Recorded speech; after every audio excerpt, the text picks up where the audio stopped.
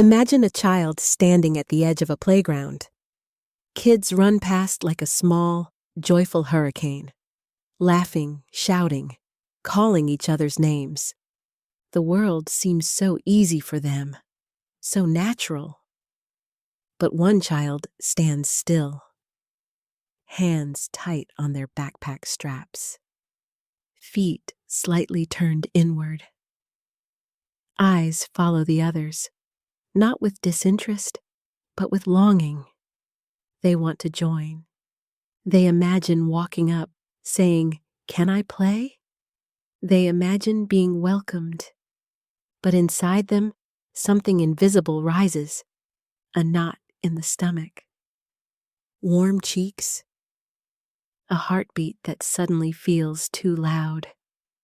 Their body whispers, "Don't move. It's safer here." That is the reality of a shy child.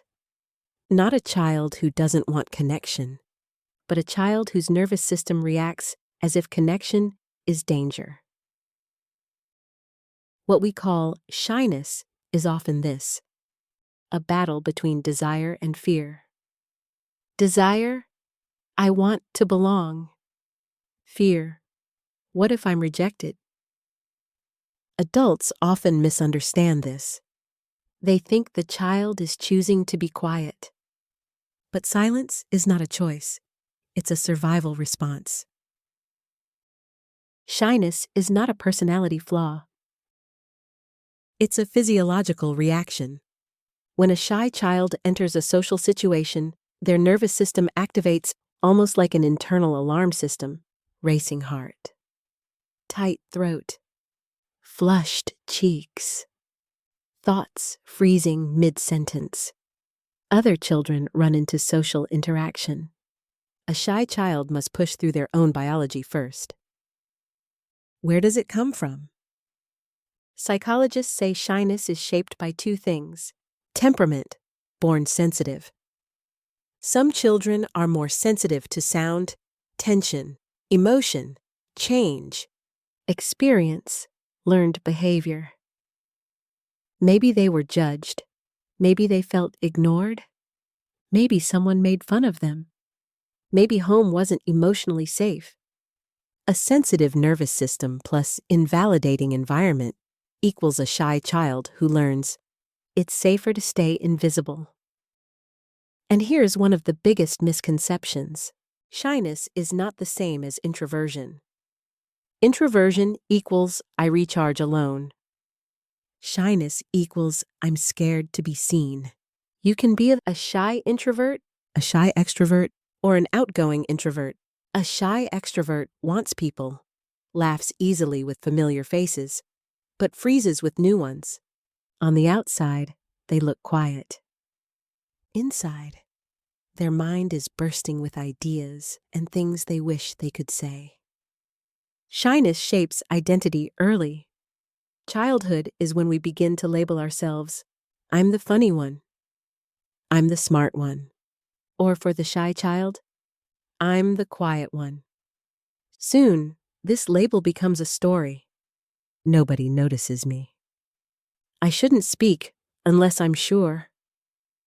Others are naturally confident. I'm not. But here is the hidden truth. Shy children are observers. While everyone else rushes to speak, they notice the subtle things. Someone's tone changing. A small sigh. A shift in mood.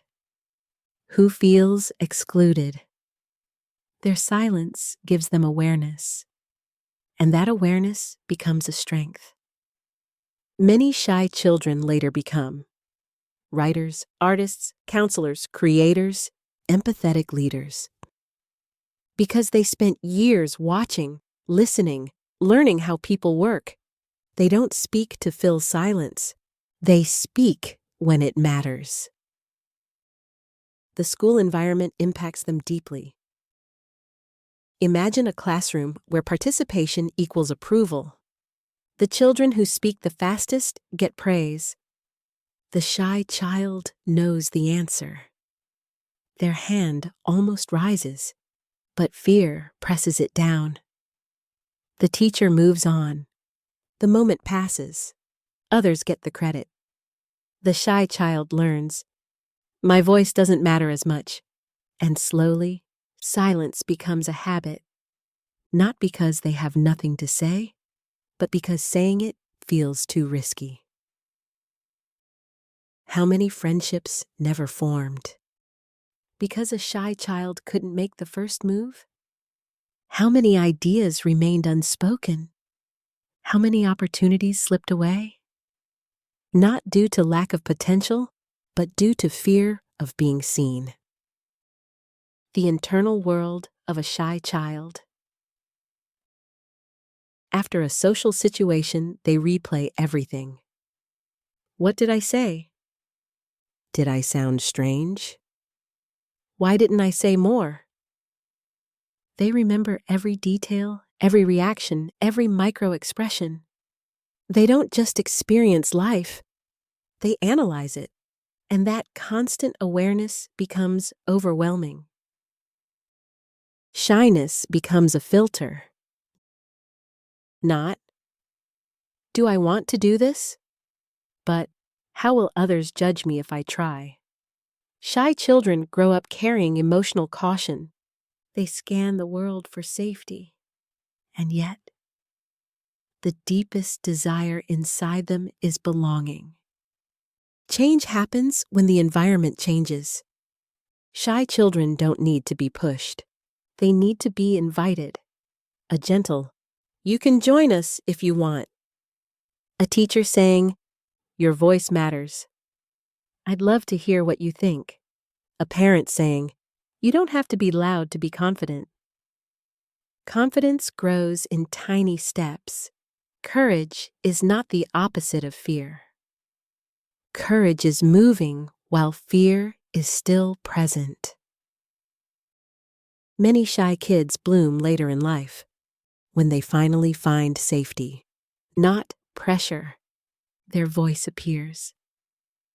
They begin with small courage, answering a question, saying hello first, sharing an opinion.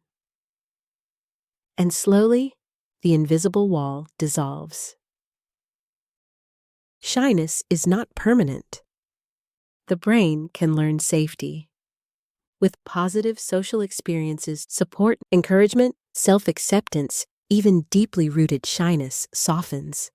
The sensitivity remains, but transforms into empathy, into intuition, into depth. Picture a child holding a candle. The flame is small, delicate, easily shaken by the wind. That child is the shy child. Their flame doesn't need to become a bonfire. It needs protection long enough to grow steady. Because once the flame stabilizes, it lights up everything around it, quietly, powerfully, beautifully.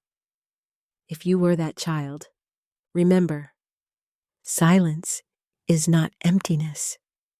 Quietness is not weakness. Shyness is not the absence of confidence. It is the beginning of depth. Sometimes the quietest people carry the loudest inner world.